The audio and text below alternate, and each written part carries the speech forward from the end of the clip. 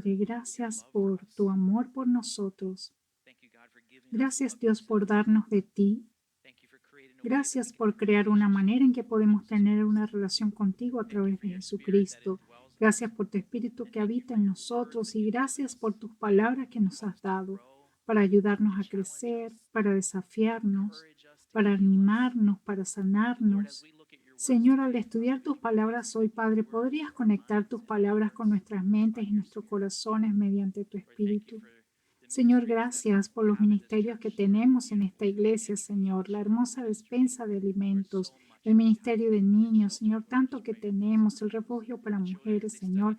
Pedimos tu bendición sobre estos niños mientras estudian hoy, mientras escuchan acerca de ti, Señor, que estén cimentados y arraigados en ti mientras enfrentan un mundo que hoy es muy incierto. Señor, abre nuestros ojos hoy a ti en el nombre de Jesús. Amén. 1 Corintios 1:1 al 3 dice: Yo, Pablo, elegido por la voluntad de Dios para ser un apóstol de Cristo Jesús, escribo esta carta junto con nuestro hermano Sóstenes. Va dirigido a la iglesia de Dios en Corinto, a ustedes que han sido llamados por Dios para ser su pueblo santo. Él los hizo santos por medio de Cristo Jesús, tal como lo hizo con todos los que en todas partes invocan el nombre de nuestro Señor Jesucristo, Señor de ellos y de nosotros. Que Dios nuestro Padre y el Señor Jesucristo les den gracia y paz. Entonces, ¿quién es Pablo y por qué escribe Pablo una carta a la iglesia de Corinto? Así que hoy vamos a ver la carta de Pablo a los Corintios, primero desde una perspectiva narrativa muy amplia de la Biblia, solo para ver dónde encaja en la historia bíblica, y luego la veremos más detalladamente para señalarles algunas cosas que podrían ser de su interés y cosas que pueden ayudarnos a ti y a mí mientras leemos esta carta. Y por último, al finalizar hoy vamos a dedicar un tiempo a mirar los primeros 9 versículos y lo que establece para nuestra comprensión del resto del libro. Ahora bien, acabamos de terminar el Evangelio de Juan, que fue el relato de Juan sobre la vida de Jesús. Ese fue el Evangelio de Juan. El Evangelio de Juan fue escrito para persuadirnos a ti y a mí de que Jesús es el Mesías, el Hijo de Dios, y que al creer en Él podemos tener vida por el poder de su nombre. Ese título, esa palabra, Mesías, significa el ungido. El equivalente griego de eso es Christos. Nuestra palabra en inglés es Cristo. Y ese es el vínculo o un vínculo entre el Evangelio de Juan y Primera de Corintios. Esa frase, Jesucristo, aparece en los primeros 9 versículos 8 veces. La palabra evangelio en la literatura secular contemporánea era una proclamación pública y de celebración de un nuevo rey y reino. La palabra evangelio es evangelion y de ahí viene nuestra palabra cristiana evangelista y evangélica.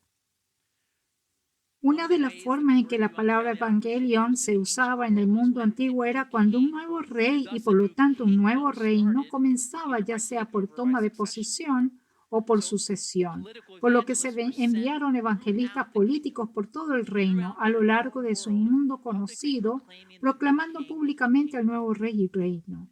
Con el nuevo rey y reino a menudo surgieron nuevas leyes, nuevas reglas sociales, nuevas formas de pensar, incluso nuevas formas de interactuar. En esencia, el nuevo rey y el nuevo reino dieron forma a una nueva comunidad. Aferrémonos a esa idea de nueva comunidad que nos ayuda a comprender a los corintios.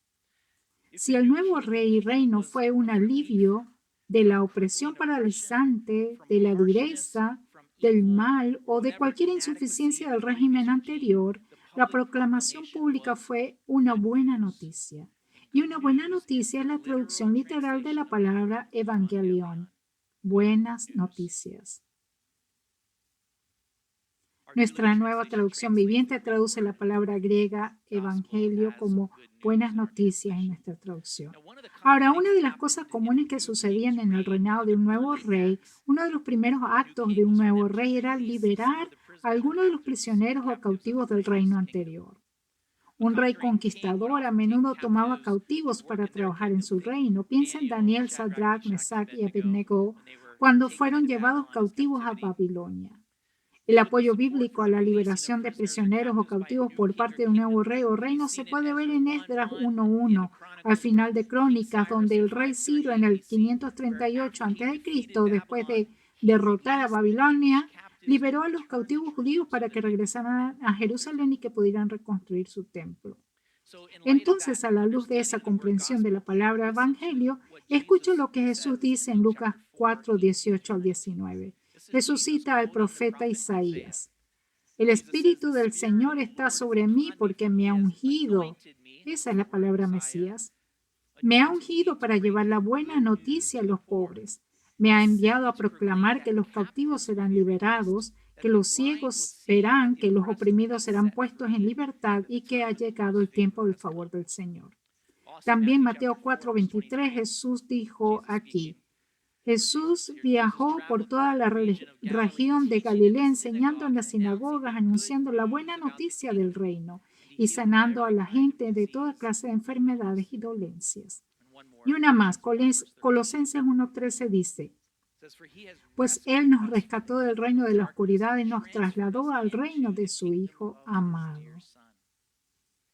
Ahora, cuando los cautivos son liberados, necesitan que se les enseñe acerca del nuevo rey al que estarán sujetos, lo que incluye aprender nuevas formas de pensar, nuevas formas de interactuar, cómo aplicar las enseñanzas de ese rey a sus vidas y a las circunstancias.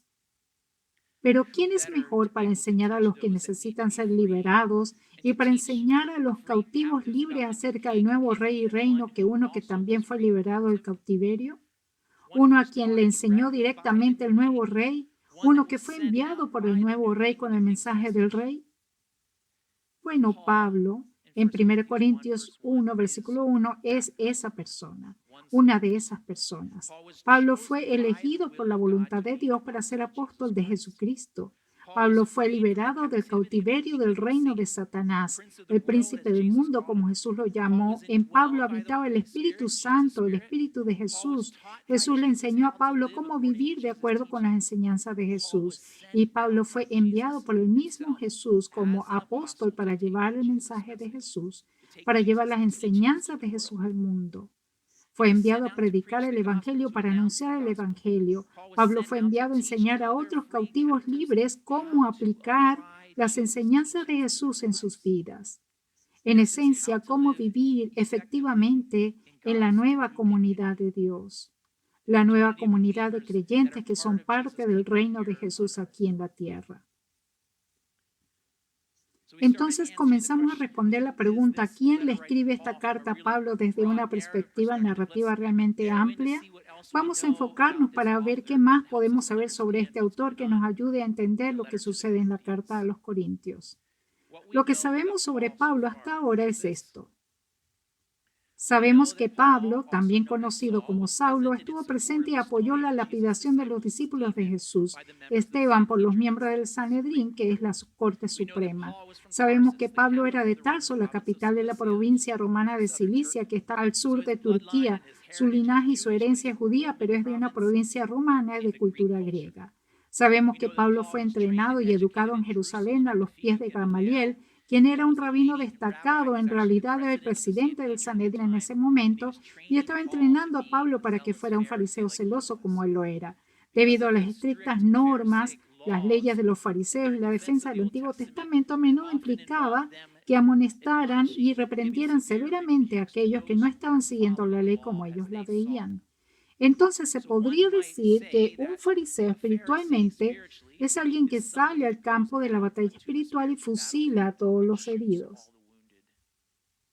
Sabemos que el celoso Saulo iba por todas partes para destruir la iglesia de Jesús. Dice, iba de casa en casa sacando a rastras a hombres y mujeres para echarlos en la cárcel. Sabemos que Saulo recibió una carta de apoyo del sumo sacerdote del Sanedrín para ir a las ciudades extranjeras y arrestar a los seguidores de Jesús. Y sabemos que en uno de esos viajes en ruta a Damasco, Jesús mismo se enfrentó a Saulo. Esta fue la operación de rescate de Jesús para liberar a Saulo del cautiverio del reino de Satanás. Sabemos que Saulo entonces se convirtió en un instrumento escogido para llevar mi mensaje a los reyes gentiles, así como al pueblo de Israel. Este versículo defiende que Pablo es un apóstol de Jesús, como menciona en 1 Corintios 1:1. Apóstol, es decir, simplemente uno que es enviado. Y en uno de esos lugares, lo siento, el último, sabemos que Saulo entonces comenzó a predicar en sinagoga fuera de Israel, y lo que estaba predicando es que Jesús es el Mesías, el Hijo de Dios. Uno de esos lugares donde Saulo, ahora llamado por su nombre griego Pablo, el lugar al que fue durante su segundo viaje misionero fue la ciudad del sur, la ciudad griega de Corinto, que está en la provincia de Acacia. Aquí está la relación de Pablo con la iglesia de Corinto, que podría haber parecido una línea de tiempo. Nuevamente, repito, esta es una reconstrucción histórica, lo que significa que es una línea de tiempo deducida por el hombre del texto bíblico y de fuentes extrabíblicas, por lo que estas fechas son cercanas pero no seguras. Entonces, la experiencia en el camino a Damasco fue quizás entre el 32 y 34 después de Cristo. Pablo visita Corinto por primera vez en el año 50 después de Cristo. Deja Corinto después de 18 meses en el 51 o 52. Escribe su primera carta, que se presume que es una carta perdida a la iglesia de Corinto en el 54. Escribe una segunda carta, que es nuestra primera a los Corintios, también más tarde en el 54. Tiene una visita breve y dolorosa a la que hace referencia a 2 Corintios más adelante en el año 54 también. Escribe su tercera carta, tal vez sea en el 55 también, y luego en el 55 escribe la cuarta carta, la que llamamos nuestra segunda a Corintios. Y entonces sabemos que tiene una última visita, así que tenemos una instantánea, una ventana de aproximadamente 5 o 6 años en la que él tiene una relación conocida con la iglesia de Corinto. Ahora, Hechos capítulo 18, poco de trasfondo sobre la experiencia de Pablo en Corinto, y los animo a leer Hechos capítulo 18 mientras estudiamos 1 Corintios. Los animo a leer esa narrativa. Un par de cosas que aprendemos de ese pasaje que son significativas. Una es que Pablo estuvo allí 18 meses, ¿verdad? Ese es tiempo suficiente para construir relaciones sólidas, ¿cierto? Él está allí durante 18 meses, así que los conoce, les enseña lo que sabe, lo que Jesús mismo le enseñó, lo que el Espíritu les ha mostrado. Una de las personas que verán mencionadas al principio del libro de 1 Corintios, el nombre es la persona Chloe. Verás esa referencia un par de veces. Pero también otra cosa que aprendimos en este pasaje de Hechos 18:6 es que hasta Corinto Pablo había estado yendo primero a los judíos en las sinagogas. Fue primero a los judíos en las sinagogas con el Evangelio, pero en Corinto aquí es donde eso cambió.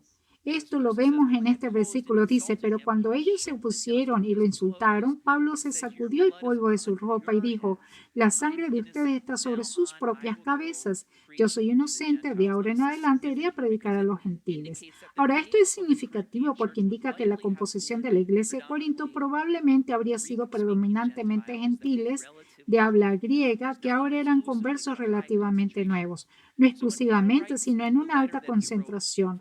Entonces, cuando Pablo escribe la carta que escribió en 1 Corintios o 1 de Corintios a la iglesia en Corinto, tiene solo unos pocos años en su vida con Cristo. La tendencia puede ser que tú y yo leamos 1 Corintios y juzguemos su inmadurez espiritual. Más bien los animo a que lean y estudien esta carta para que vean desde un contexto relacional que son creyentes relativamente nuevos, que necesitan otros que sean más maduros para acompañarlos, discipularlos y enseñarles cómo aplicar las enseñanzas de Jesús, enseñarles cómo aplicar el Evangelio a sus vidas en cada circunstancia. Ese fue el llamado de Pablo. Ese es nuestro llamado también. Si no hacemos eso, en contraste tú y yo, no queremos ser los orgullosos que en juicio fusilen a los heridos en el campo de batalla espiritual que todos vivimos. En Dios, para acompañarnos y enseñar a otros, discipular a otros, demostrarles a otros cómo aplicar su verdad en sus vidas. Ahora bien, la comunicación a distancia en el mundo antiguo se hacía tanto por mensajero como por carta o una combinación de ambos. Pablo, cuando escribió esta carta, estaba en Éfeso, a 300 millas al este de Corinto. Se puede ver que en el mapa, los historiadores y arqueólogos han recopilado alrededor de 14,000 cartas o fragmentos de cartas que se cree que fueron escritas entre el 200 antes de Cristo, el 150 después de Cristo. Las cartas a menudo fueron escritas en su forma final por escritores profesionales que pertenecían a gremios de escritores profesionales y capacitados para escribir de forma clara y precisa, y lo que es más importante, podían escribir muy poco, ya que el costo de los materiales de escritura, tinta, papiro, esos materiales en lo que escribían eran exorbitantes. El costo de enviar cartas y las distancias también era increíblemente alto, ya que un remitente era responsable de los gastos de viaje, el alojamiento y el salario al transportista de la carta. Entonces, si un viaje tomaba un mes para entregar una carta, esperar una respuesta y luego regresar, imagina ese costo. En muchos casos se esperaba que los transportistas leyeran la carta al destinatario para poder explicárselo, para poder responder preguntas y luego devolver las preguntas al remitente también en forma de carta. Pero junto con eso vemos en 1 Corintios 1:1 que hay una mención de una persona llamada Sóstenes. Ahora vimos este nombre Sóstenes en Hechos capítulo 18-17. Él era el líder de la sinagoga que fue golpeada en el tribunal de Corinto. Hechos 18-17. Es posible que ese Sóstenes entonces se convirtiera y ahora sea esta persona a la que menciona Pablo. También es posible que este sea un Sóstenes diferente. Mira, al escribir cartas o en cualquier escrito griego formal, usaban lo que se llamaba un amanuense. Y un amanuense a menudo era empleado como traductores o transcriptores que aportaban corrección y pulido literario a un escrito. Estos también formaban parte de los gremios de escritores profesionales. Cuando era adolescente y crecí en Brasil, quería traducir una canción de adoración estadounidense al portugués para mis amigos. Así que lo hice. Y cuando le presenté mi traducción a un brasileño que era bilingüe, mi amigo brasileño me dijo, Dwayne, tu traducción es buena, pero hagámoslo mejor, hagámoslo más bonito. Y así lo hizo. Ahora bien, en el caso de Pablo, aunque Pablo sabía leer y escribir en griego, hay indicios de que usó amanuenses para mejorar sus escritos. Probablemente sea seguro que Sóstenes era una persona así, y por eso aparece en la introducción formal de la carta donde a menudo se mencionaban a los amanuenses. Si eso le plantea alguna pregunta sobre la inspiración, consulta al pastor Dan. Entonces, ¿dónde está ese Corinto en el que Pablo vivió durante 18 meses y luego le escribió cartas? Puedes ver aquí en el mapa el istmo de Corinto. Las ruinas antiguas de Corinto incluyen el templo de Apolo, entre muchos otros. La siguiente diapositiva nos da un poco de comprensión de dónde estaban espiritualmente los corintios. Estaban profundamente en el politeísmo, es decir, la adoración de muchos dioses. Hay un par de ruinas más allí que puedes ver. Se cree que Corinto estuvo habitado ya en el año 5000 antes de Cristo, es decir, varios miles de años antes de Abraham. El templo de Apolo fue construido alrededor del año 550 antes de Cristo en el mismo sitio de un templo anterior. Simplemente lo construyeron encima de aquel que sucedió unos 12 años antes de que el rey Ciro liberara a los judíos cautivos en Babilonia para regresar a Jerusalén a construir su templo. Entonces, tiene esta imagen mundial de múltiples templos existiendo al mismo tiempo, pero solo hay un Dios verdadero. Amén. Otros templos en Corinto incluyeron el templo de Atenea, el templo de Poseidón, de Hermes, de Isis, de Serapis y de Asclepio. El lugar de culto más destacado era uno de los 3 templos de Afrodita. Se creía que ella era la diosa protectora de Corintio. Y se sabía que tenía más de 1000 prostitutas y sacerdotisas a su servicio. Corinto ha sido destruida muchas veces por guerras y terremotos. Roma destruyó Corinto en el 146 a.C. Luego reconstruyó Corinto en el 44 a.C., convirtiéndola en la capital de la provincia romana. Corinto era muy rica, muy educada y muy poderosa. Tenía mucho. Algunos historiadores han descrito Corinto como una de las ciudades más importantes del mundo antiguo. Una de las cosas importantes en Corinto en la época de Pablo era un camino que cruzaba el istmo llamado el Diolcos. Es donde los barcos pequeños o la carga se colocaban en dispositivos de transporte y se transportaban a través de la tierra, istmo, unas 4 millas de un lado al otro, y lo hicieron para evitar peligrosas aguas de navegación hacia el sur, que era un cementerio de barcos y de marineros y de cargas. Puedes ver en la siguiente diapositiva. El diolcos, que se utilizó también para mejorar la velocidad de las operaciones navales. Una de esas operaciones militares en el siglo V a.C. arrastró 260 buques navales romanos a través de él, utilizando una combinación de esclavos, soldados y animales para tirar de los buques. Algunos historiadores han estimado que solo se habrían necesitado 3 a 4 horas para cruzar las 4 millas del istmo. Culturalmente, muchos historiadores y comentaristas han descrito a Corinto. Leo Morris describió a Corinto como intelectualmente alerta, materialmente progresista y moralmente corrupto. Algunos han descrito a Corinto como la ciudad del pecado del Imperio Romano. Corinto era conocido por tener licencia socialmente abierta en prácticas sexuales. Había una palabra usada en el Imperio Romano, Corinto, eso es algo, no puedo pronunciarlo, pero significa vivir como un Corinto, haciendo referencia a alguien que está sexualmente fuera de control y ebrio. Históricamente, aunque la mayoría de los comentarios que describen las prácticas sexuales de Corinto fueron de los primeros días de la ciudad antes de la era común, actualmente muchos historiadores afirman que en la época de Pablo, la mayoría de las otras ciudades romanas importantes habían alcanzado el nivel de corrupción moral como Corinto. Materialmente, Corinto era conocida por su elaborada cerámica artística y su latón pulido, al que se alude en el capítulo 13. Otro comentario sobre Corinto, los nombres Corinto y los nombres Cornelio, de Hechos capítulo 10, comparten la misma raíz griega. Proviene de la palabra que significa de un cuerno, como en un cuerno de la abundancia. Eso es una referencia a la riqueza de recursos materiales y el poder que vino con eso que Corinto tenía.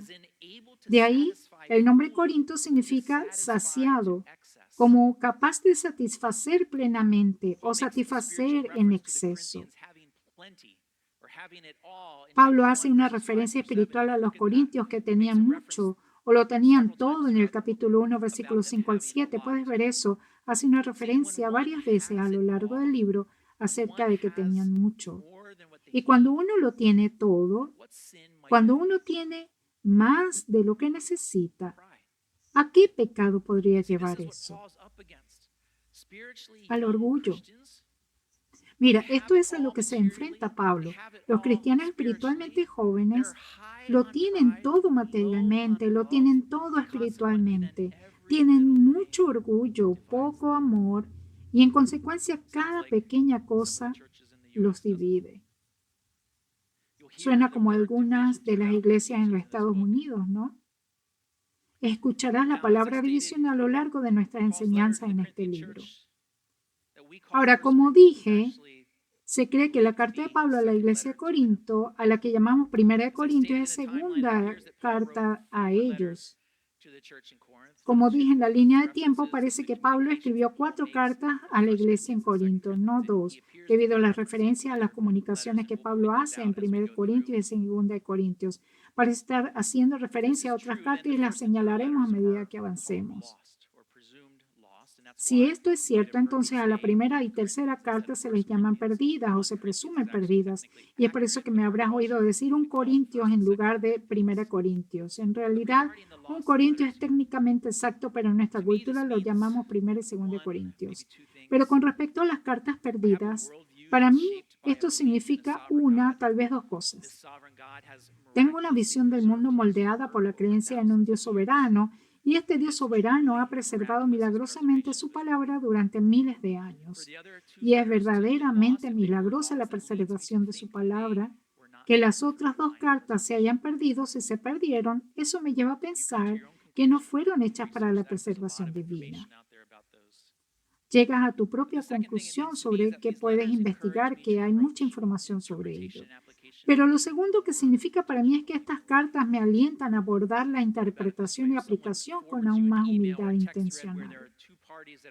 Piénsalo de esta manera. Si alguien envía un correo electrónico o un hilo de texto en el que hay dos partes que interactúan, si tuviera algunos antecedentes sobre quiénes son las partes, probablemente tendría una buena oportunidad de descubrir de qué están hablando. Acerca de que si alguien te reenvía solo una de las respuestas secundarias y no la de la otra persona, sería más difícil seguir la narrativa. Si alguien te reenvía solo la mitad de sus respuestas, digamos 2 de 4, y en ninguna de las otras la respuesta de la persona, sería aún más difícil seguir la narrativa en términos de saber qué está pasando, cuál fue la causa de las cartas. Ahora, eso es lo que tenemos en 1 y 2 Corintios de una manera muy reduccionista, pero para no desesperarnos por eso, tenemos varias otras cosas que nos ayudan a saber qué está pasando. Sí, tenemos la historia del libro de Hechos que proporciona comentarios e información. Sí, sabemos quiénes son algunos de los personajes de los escritos bíblicos. Sí, tenemos los evangelios que son el fundamento de toda la verdad que escribe Pablo en sus cartas.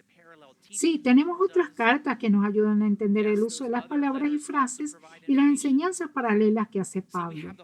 Sí, esas otras cartas también proporcionan información. Mira, tenemos toda la Biblia, que es el mejor comentario de la Biblia, pero en conjunto no son suficientes para que entendamos estas cartas por completo. Por supuesto, debemos hacer nuestra debida diligencia con todas ellas para ayudarnos a entender lo que está pasando en las cartas, pero reconocemos que colectivamente no son suficientes y cuando hacemos eso, cuando reconocemos que no son suficientes, hay una humildad que viene con eso y la humildad crea espacio para Dios. Cuando la humildad crea espacio para Dios, entonces Dios puede darnos por su Espíritu la comprensión y aplicación de sus palabras. Mira, lo que sí tenemos es un Dios soberano que nos conoce, que nos ama infinitamente, que sabe qué verdad necesitamos hoy, quién sabe qué verdad vamos a necesitar mañana, y Él nos dará el pan diario que necesitamos, y Él lo ha puesto a nuestra disposición a través de su palabra inspirada. Mira, con humildad crea espacio para Dios. El Espíritu de Dios nos enseñará y hará aplicación en nuestras vidas. Mira lo que dijo Jesús en Juan 14:26. Sin embargo, cuando el Padre envía al abogado defensor como mi representante, es decir, al Espíritu Santo, Él les enseñará todo y les recordará cada cosa que les he dicho.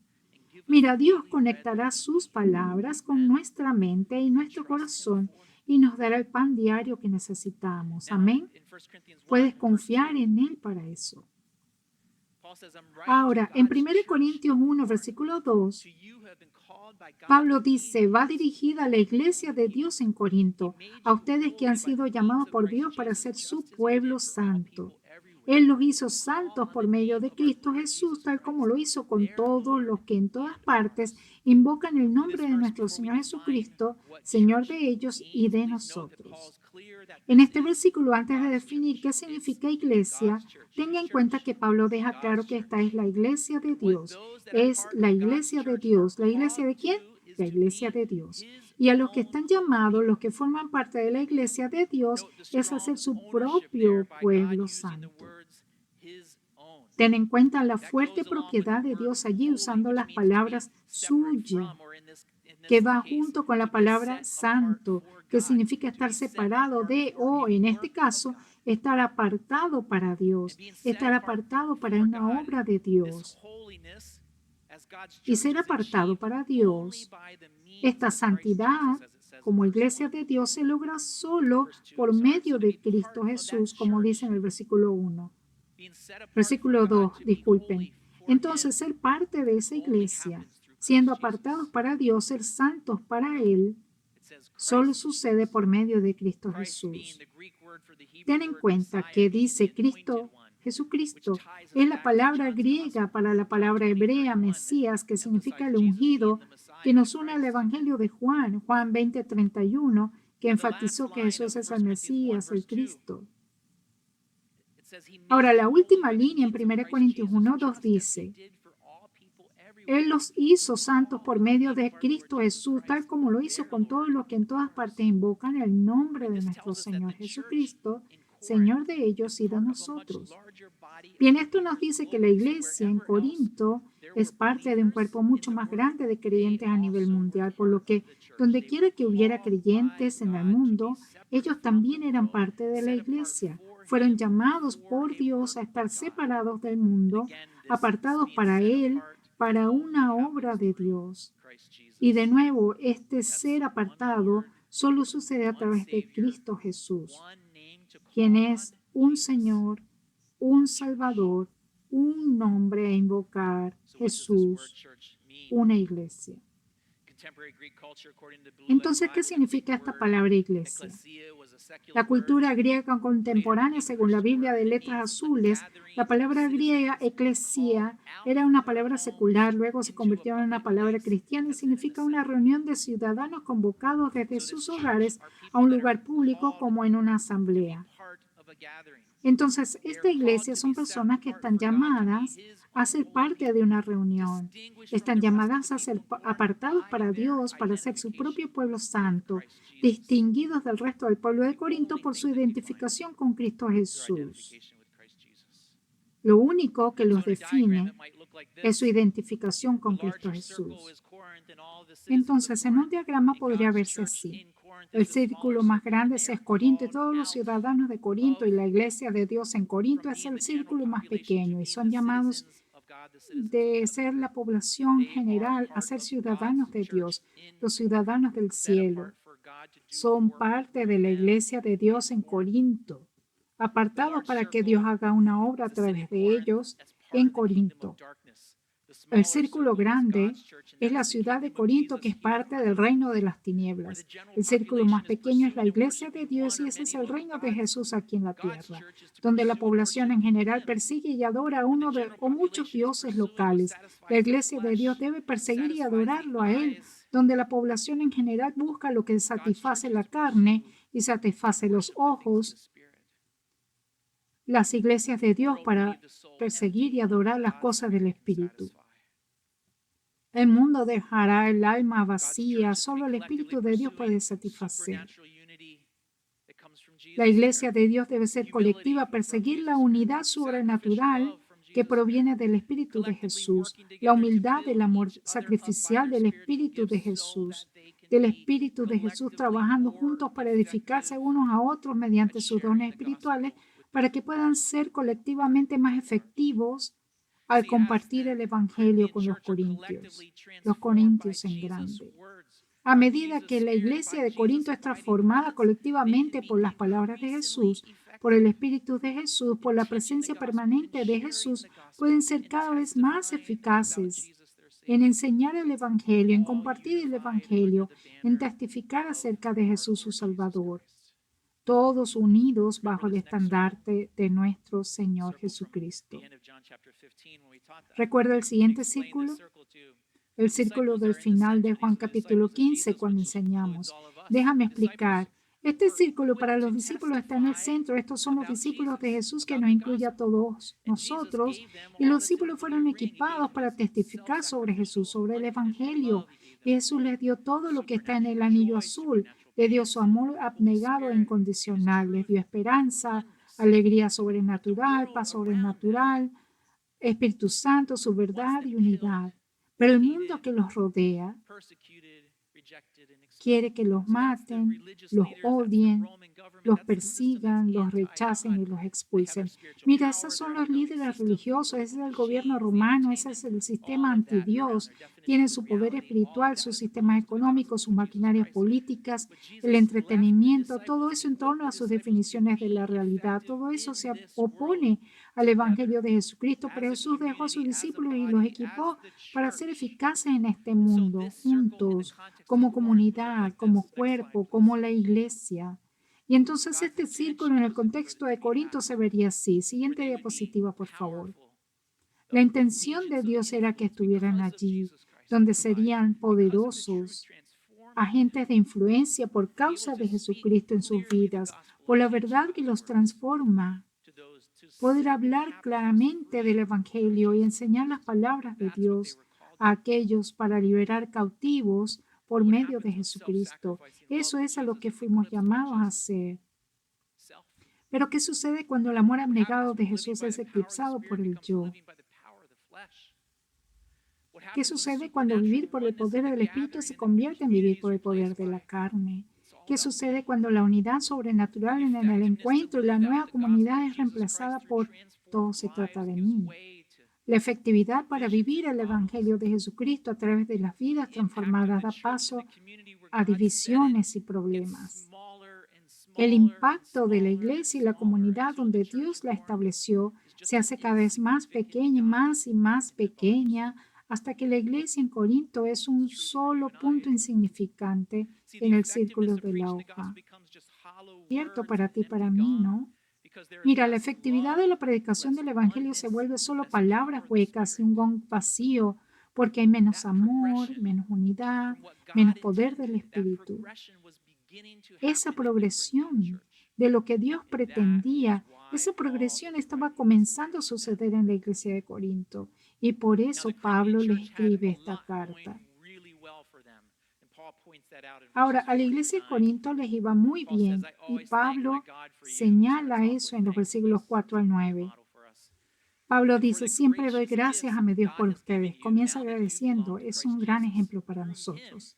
Y por los dones inmerecidos que les dio ahora que pertenecen a Cristo Jesús. Por medio de él, Dios ha enriquecido a la iglesia de ustedes en todo sentido, con toda elocuencia y todo el conocimiento que tienen. Eso confirma que es verdad lo que les dije acerca de Cristo. Ahora tienen todos los dones espirituales que necesitan mientras esperan con anhelo el regreso de nuestro Señor Jesucristo. Él los mantendrá firmes hasta el final para que estén libres de toda culpa el día que nuestro Señor Jesucristo vuelva. Dios los hará porque Él es fiel. ¿Quién mantiene fuerte? Jesús lo hace.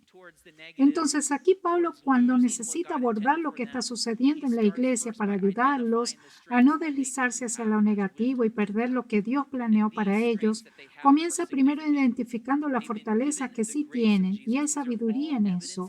Y estas fortalezas que tienen son significativas. Se les ha dado la gracia de Jesús. Todas estas son evidencias de la presencia de Jesús en Corintio.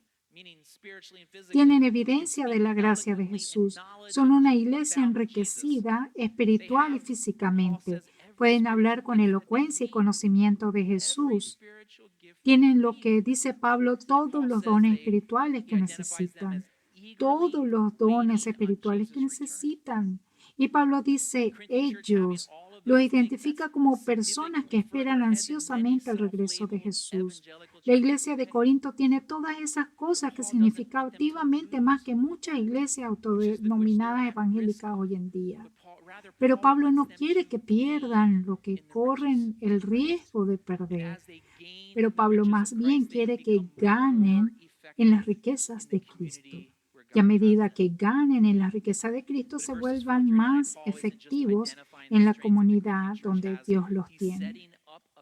Pero en los versículos 4 al 9, Pablo no solo está identificando la fortaleza que tiene la iglesia de Corinto, está estableciendo un patrón de cómo abordará las divisiones y los problemas en la iglesia de Corinto. Déjame mostrarte ese patrón. En el versículo 4 es Jesús quien les da los regalos de gracia.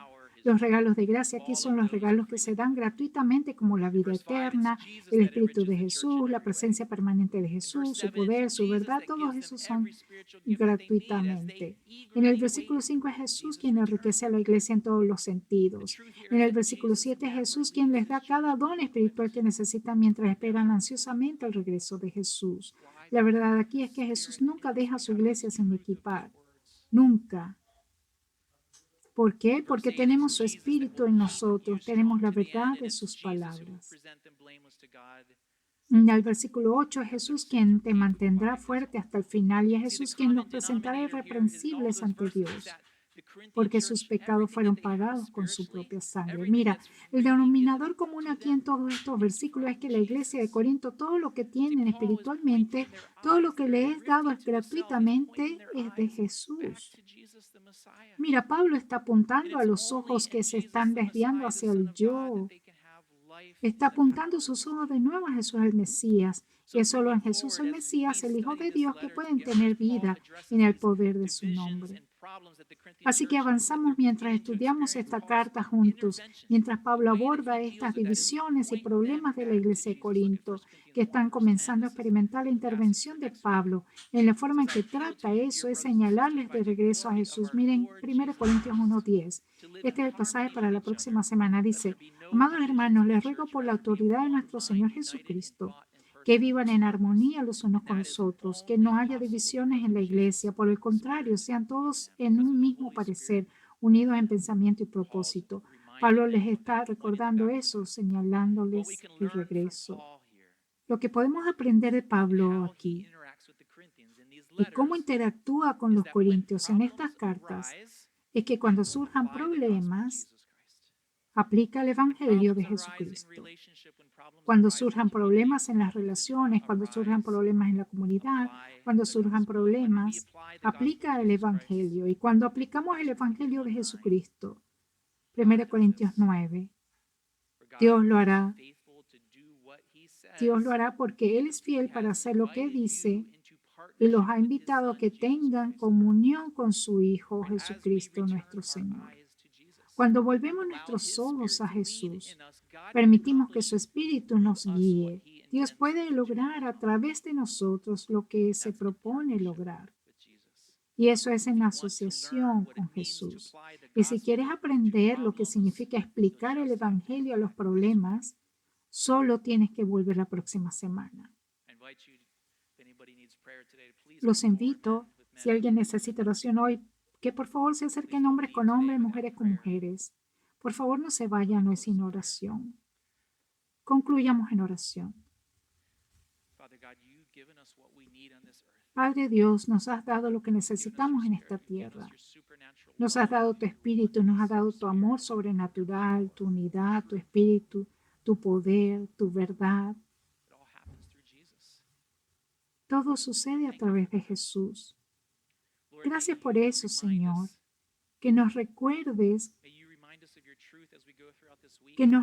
tu verdad a medida que avanzamos a lo largo de esta semana, que somos tu iglesia y que contigo nos equipamos, podemos lograr lo que tú quieras lograr a través de nosotros. Pero por favor, haz eso, transfórmanos, Padre, a través de tu amor. Oro que si hay alguien aquí que aún no tiene una relación con Dios a través de Jesucristo, que simplemente reconozca su pecado y que necesita un Salvador, y ese es Jesús. Invita a Jesús a ser su Salvador y Señor hoy. Padre, danos tu poder mientras avanzamos. En el santo nombre de Jesús. Amén.